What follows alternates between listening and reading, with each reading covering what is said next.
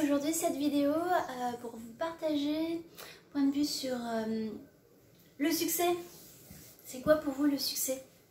Alors j'ai une de mes élèves, amies, coachées, Sigrid, qui a fait un très beau partage là-dessus aussi.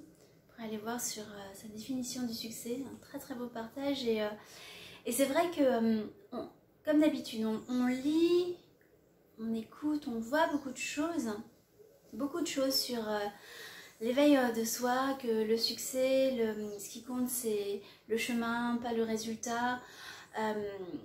Voilà, et on a bien conscience que le succès c'est pas l'argent et la célébrité, on en a conscience mentalement. Et pourtant, viscéralement, d'un point de vue humain, d'un point de vue comportemental, on n'arrive pas à répercuter cette notion. Pourquoi malgré tout? Enfin moi c'est ce que je vois, déjà pour moi à l'époque, mon ancien moi, je mettais une pression de malade, même pour recevoir des gens à dîner, il fallait que tout soit parfait, j'allais y penser une semaine avant.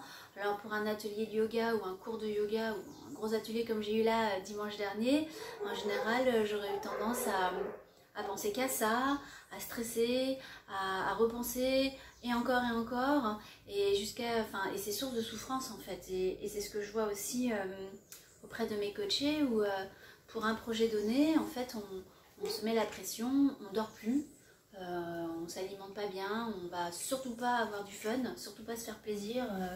Et pourquoi en fait dans la nature humaine, le schéma classique c'est ça.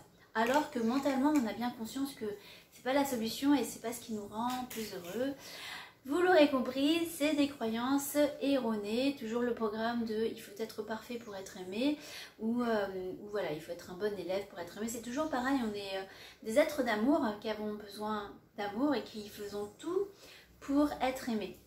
L'ego, le mental en fait à la base c'est pas notre ennemi, hein, au contraire c'est notre meilleur allié, sauf que il va le faire d'une manière un peu maladroite en disant ah bah attention, là par exemple pour ce dîner ou pour l'atelier pleine lune que j'ai eu dimanche soir qui était tellement beau, mon ancien moi, mon ego aurait fonctionné en disant ah, attention, sortie de zone de confort, t'as jamais eu autant de monde, en plus t'as loué une salle, et si ça se passe pas comme il faut, puis en plus j'avais fait à manger, enfin, et donc l'ego va dire attention, si c'est pas parfait, les gens vont pas t'aimer. Et c'est vraiment cette petite voix, comme pendant un massage à l'époque ou un cours de yoga, on donne un soin, on fait un cours et on se demande toujours mais est-ce que la personne elle aime vraiment ça?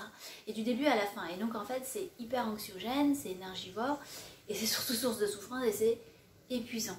Et ça j'ai connu ça pendant très longtemps, donc c'est pour ça que bien sûr j'attire dans mon programme de coaching pas que des gens comme moi, comme mon ancien moi, puisque aujourd'hui je vibre cette vibration de guérison. J'ai trouvé les solutions en moi pour débloquer ça en fait et pour m'offrir une vie beaucoup plus sympa, plus légère, plus gaie et en même temps beaucoup plus efficace en fait. C'est ça qui est génial.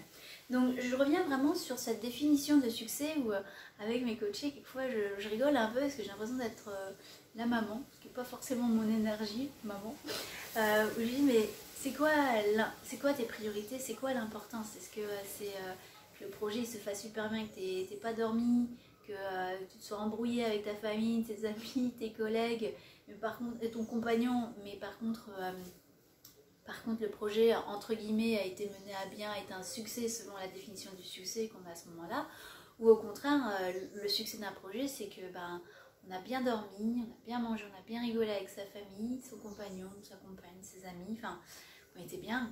Et bien sûr qu'on sait que c'est la deuxième réponse, mais pourtant voilà, on continue toujours à répéter les mêmes schémas, parce qu'il y a quelque chose de plus fort que nous, c'est viscéral.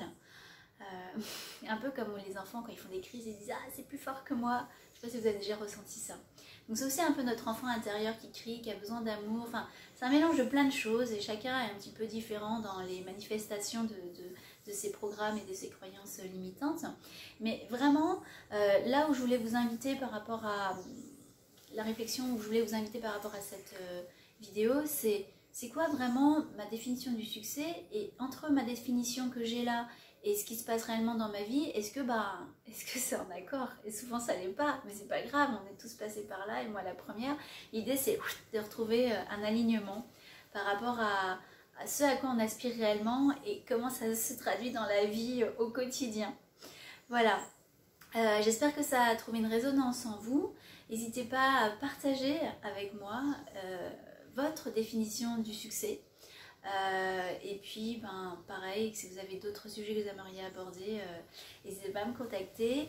Et je voulais faire aussi un gros bisou à toutes les élèves qui étaient là dimanche soir. C'était trop beau, vraiment trop beau. Je ressens encore les vibrations. Et merci encore, et merci à toutes ces belles énergies, à toute cette beauté autour de moi.